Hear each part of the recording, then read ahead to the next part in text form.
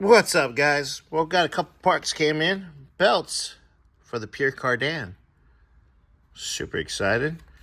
I think we still got one more belt. And I know we got two more mounts coming, which is going to be for the trans mount, I believe.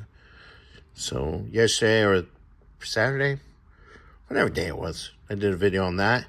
So, yeah, we got a couple belts. Can't wait till the other ones come in so we can get that bad boy back in here and finish up what we need to finish up.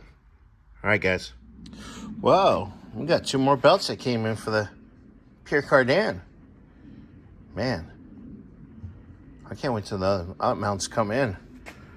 Should be able to get her back in here and start working on her again, getting everything else done.